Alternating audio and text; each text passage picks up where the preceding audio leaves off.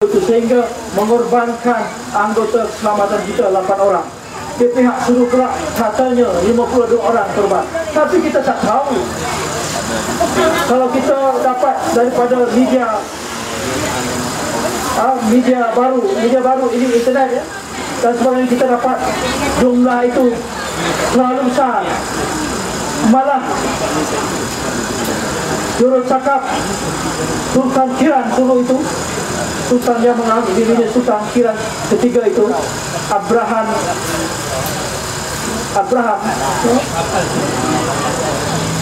Ibrani namanya, mengatakan dia mencabar kerajaan Malaysia di dalam Filipina Post. Kenapa tidak membenarkan wartawan-wartawan masuk ke dalam kawasan operasi?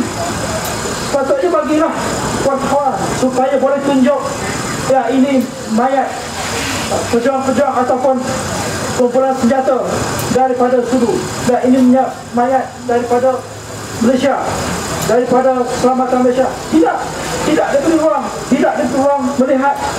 Jadi di mana ada keadilan di situ? Mereka mengatakan hanya setakat ini 10 orang saja di pihak kumpulan bersenjata Sulu yang mati. Di pihak keselamatan itu 8 orang. Mereka menyanggah ada 52 orang. Jadi begitu. Keadaan ini pun telah menggambarkan tidak ada demokrasinya pemerintah kita UMNO Barisan Nasional untuk menerangkan satu isu yang mengancam nyawa, yang mengancam kedaulatan negara. Ini punca dari apa?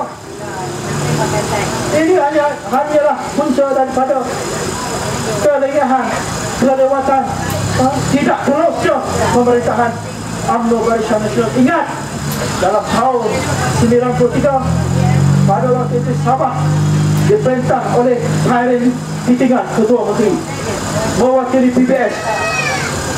93 94 nak pilihan raya negeri Sabah. Pada waktu itu ada ramai pendatang Kabupaten Pati ini telah diberdayakan. Dan ini satu cerita yang betul. Dan ini keterangan ini diberikan kepada Hakim Borneo, Mr. Steven Hakim Borneo, di dalam keterangan awam, memberitahu mereka yang terlibat, daripada pejabat pendaftaran negara, daripada immigration, daripada orang-orang UMNO sendiri, malah orang UMNO Johor ini, Puan Siti Aminah bekas UMNO Johor, sekarang ini bersama kita keadilan menyatakan memang ada penipuan, memang ada pemberian IC kepada parti tanpa kawalan untuk memenangkan apa? Untuk memenangkan undi Barisan Nasional pada waktu itu, untuk memenangkan UMNO. Dan akhirnya pada tahun 94 PBS Khairin Hitingan tidak berjaya untuk mengekal pemerintahannya. Pada tahun 95 beberapa orang anggota PBS masuk ke dalam UMNO, dan akhirnya 95 sehingga sekarang UMNO berjaya mengekalkan pemerintahan di Sabah sehingga sekarang. Dan itu ini permainan contoh sehingga 1 tahun, sehingga 100,000, ada kata 90,000, ada kata 1,000, ada kata 46,000. Kalau Siti Aminah kata dia bekas ahli UMNO dan juga bekas ketua penerangan sebelum dia bersama dengan CKR, dia kata 500,000 orang hati di Sabah yang telah pun mendapat hak tunggalan Malaysia untuk tetap Malaysia. Jadi itu persoalannya. Jadi kalau tuan-tuan lihat Sulu ini betul, lihat betul Sulu ini, Kepulauan Sulu dengan Sabah ini macam Malaysia dengan Singapura, dengan Johor dengan Singapura, Johor dengan Batam, dekat aja. Mereka boleh menyeberang, guna port, bukan jauh, tak jauh. Kalau kita gini jauh lah, dengan Manila tu jauh. Kalau naik kapal terbang dari Kuala Lumpur sampai Manila tu 4 jam baru sampai. Tetapi kalau sepadan Sabah ini, Lahad Datu, Kampung Sandar itu naik bot beberapa minit saja dah sampai. Dekat, seperti perairan Johor dengan Batam, dengan Singapura, dekat begitu. Dan mereka ini pun saudara mara dah pun duduk di Malaysia, dah pun ada ID, dah pun ada pasaran, dan diberitakan bahawa 200,000 orang keturunan Sulu dah dapat IC di negeri Sabah, di timur Sabah. Jadi di timur Sabah, pantai timur Sabah yang bersepadan dengan Pulau Sulu kali-kali dan beberapa pulau yang berkaitan. 200,000 dan mereka ini semuanya telah pun mengundi UMNO. Pada pilihan yang lalu telah pun mengundi UMNO. Sebab diberi warga negara, mereka mengundi UMNO, mereka terhutang budi dengan. Tapi sekarang apabila berlaku peristiwa ini, orang bersenjata, orang Sulu ini saudara mereka dibunuh oleh keselamatan kita.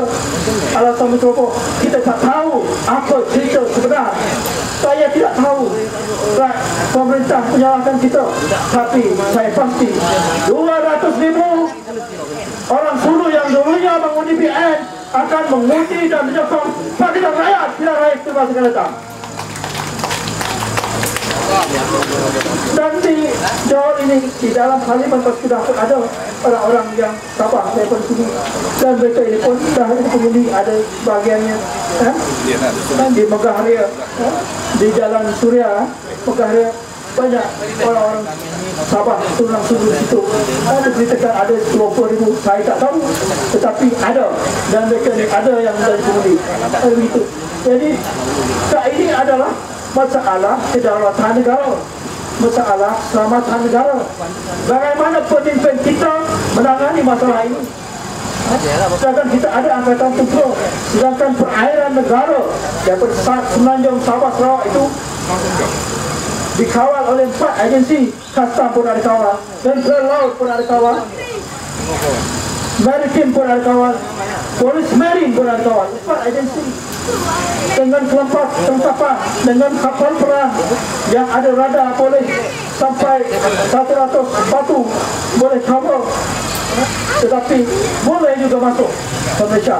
Mereka bersenjata dengan mesin gun, dengan mortar bersenjata masuk ke Sabah. Boleh. Jadi mana bertanya, saya bukan mempersoalkan agensi penguatkuasa, tapi saya di sini mempersoalkan pemimpin-pemimpin. Mana Menteri Dalam Negeri, mana Menteri Pertahanan, mana Perdana Menteri yang mengambil sifat mudah tentang peristiwa ini. Jadi kita cabar mereka ini supaya menyatakan, memberi keterangan, penerangan kepada rakyat Tuhan, dan membenarkan, saya cabar juga mereka membenarkan pihak media daripada dalam negara maupun luar negara boleh masuk ke kawasan operasi, melihat apa terjadi di kawasan operasi Kampung Tanau di Sabah. Jadi itu kita mau apa sebenarnya berlaku. Itu banyak cerita begini-begini ya, itu, dan mereka asyik menyalahkan kita. Jadi sebenarnya banyak isu lah kalau kita nak dikupas, hutang rasuah, tempat jalan, berangkut dan banyak. Tetapi untuk kita menang kali ini, khususnya untuk di Johor, kita kena susun strategi kita. Kita jumpa di kalangan teman-teman kita jumpa di kalangan rakan-rakan kita bagi tahu mereka apa kebenaran, apa yang Pakatan boleh buat, apa yang Pakatan akan buat setelah dia dapat Putrajaya. Ini kita kena bagi tahu. Kita berkempen dari rumah ke rumah, edar risalah. Selepas dapat edar risalah, kita boleh tahu siapa pula yang kita akan datang untuk kali kedua, kali ketiga, untuk kita pujuk. Kita buat peta pemetaan. Okey, rumah ini orang siapa, adakah orang Pakatan, adakah orang CN, adakah orang Atas Pasar. Kita pergi di tempat Atas Pasar. Orang yang telah pun menjadi orang kita, maknanya PCR, TAP, PAS, kita tak apa, kita tak pergi, tak payah. Mereka memang dah pun kemudian kita. Tetapi mereka yang ada Pakatan ini kita kena pergi selalu. Kita jumpa mereka, kita buat peta. Kalau UMNO ada 10 buah rumah, kita ada peta. Untuk kita pergi, kita pujuk mereka kali kedua, kali ketiga, kita buat sentuhan sehingga mereka ini akhirnya pusing ataupun bangun dia kita.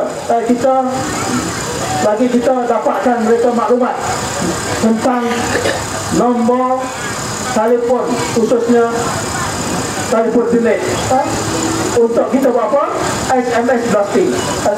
SMS blasting ini sesuatu yang amat berguna pada waktu pilihan raya untuk kempen. Jadi nombor-nombor mereka ini yang kita dapat sah mereka ini, ada nombor telefon, isu-isu kita boleh blast kepada mereka, kita boleh hantar kepada mereka, kita boleh buat kempen kepada mereka untuk hingga akhirnya mereka suara kita. Sebab kita tidak ada cara yang lain untuk kita memberi perangan kepada rakyat, untuk kita berkempen kepada rakyat, kita tidak ada selain daripada drama dan juga media aktif. Selain daripada media yang kita ada, kalau suara keadilan ada pada keadilan, kalau ada Berpas pun ada Harakah, kalau ada DAP ada Rokit, itu juga yang daripada internet ini. Kita tidak ada akses yang lain. TV kita tidak ada peluang untuk kita akses. Kita tidak ada peluang untuk memberikan pemahaman, memberikan pendapat kita, memberikan manifesto ataupun mengulas tentang manifesto kita. Jadi ini, sebab itulah kita memang